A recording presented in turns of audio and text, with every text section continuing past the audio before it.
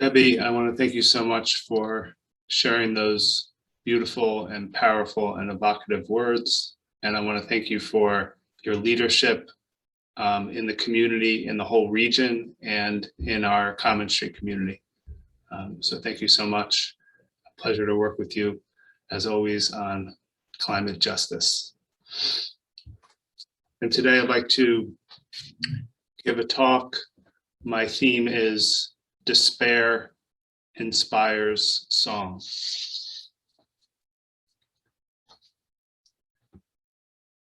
A revelation is a form of concentrated truth, kind of like the beating of a drum.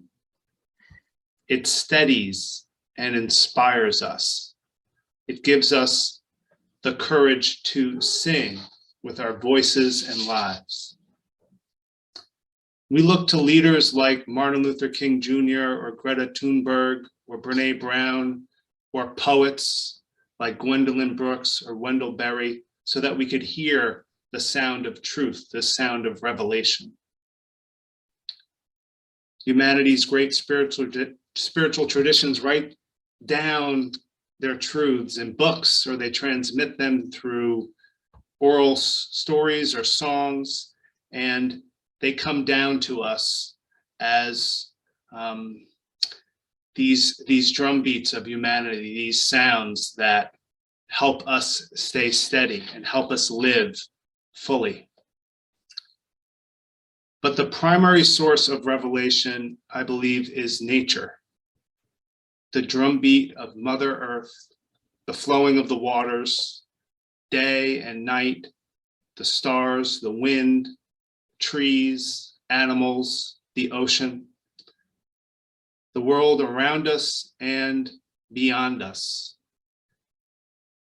I believe, is the primary source of revelation, along with our own experience, what we feel in our bodies, and the living wisdom we perceive when we reflect. So in this moment and every moment, the truth is all around us and within us. If we really listen, we can hear it, even through the loud traffic and confusing noise and false imperatives of human society. And in this sense, climate change is one of the greatest revelations of our time.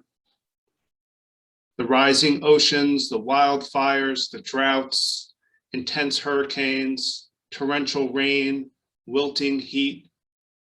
This discord and disruption is so articulate of the pain of our planet caused by human action.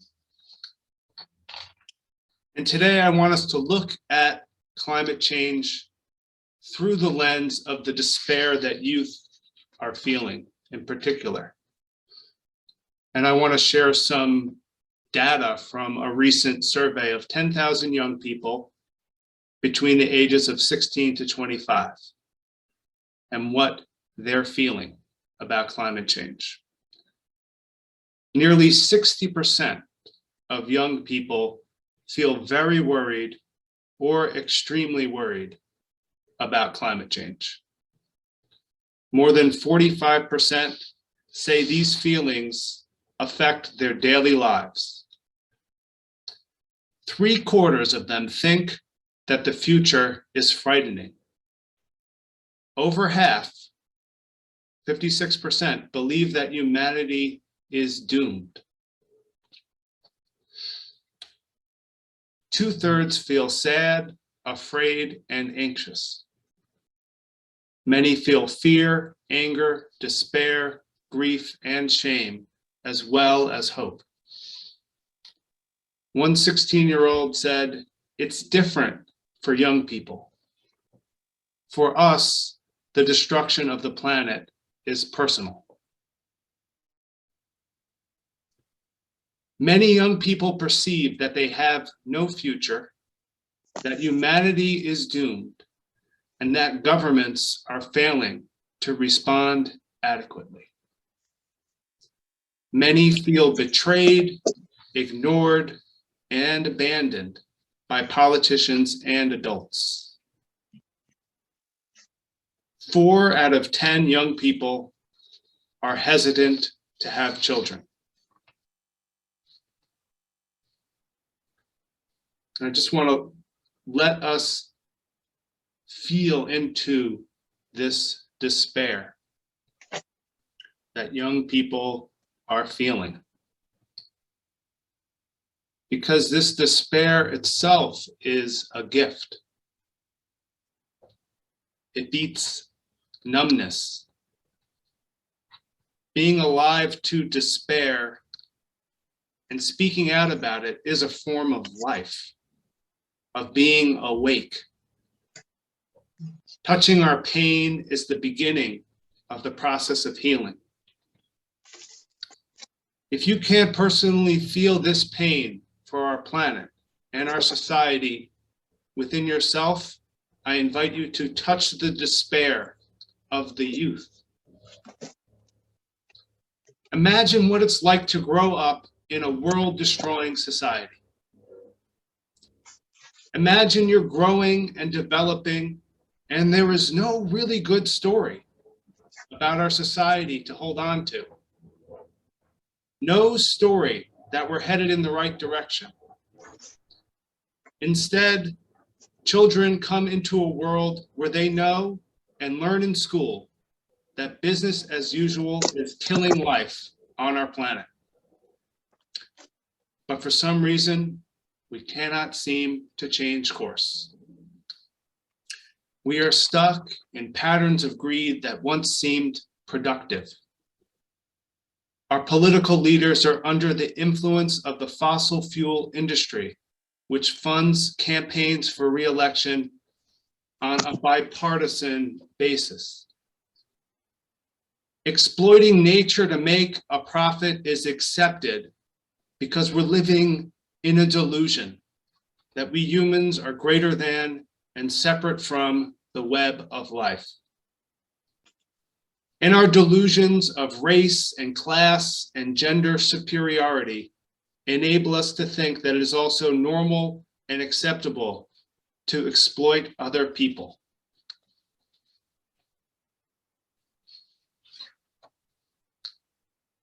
I'm not up here with all the answers for how our community can partner with young people, but I'm coming here with a longing for intergenerational solidarity and collaboration. I'm not up here because I know how it's going to work out. I'm exhausted by COVID. I'm sad and scared about climate change. But I've still got some fire left in me, and I'm coming back around to say that we've got to wake up. As human beings, we exist across generations. We're a link in a chain. We are part of the web of life. We can see this bigger picture.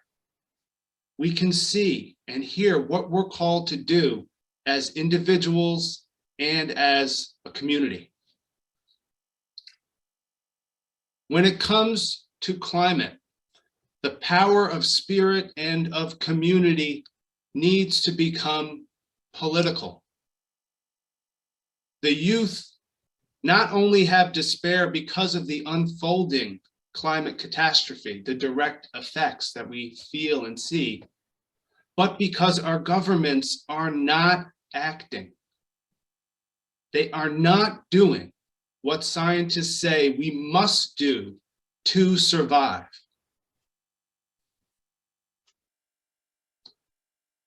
Gandhi brought the power of soul force into politics, and that force ended British colonial rule of India. He also led movements for resistance against apartheid in South Africa. Gandhi never used violence, but he also did not believe in half measures. He only began a campaign of nonviolent resistance if he knew for certain that he was willing to die for the cause. He also would not let anyone join the campaign unless they pledged that they were also willing to die.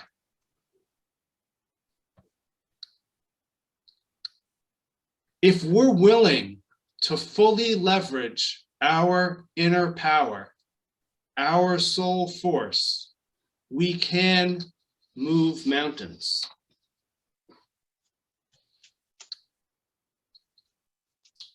I long for our community to partner with youth and together experience that kind of sacred agency.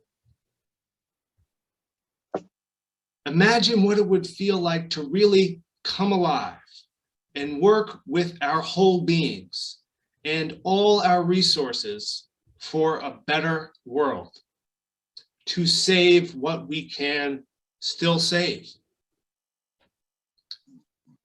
If we can channel the intensity of our despair into meaningful action, maybe that action can change the key of our collective experience from despair to hope.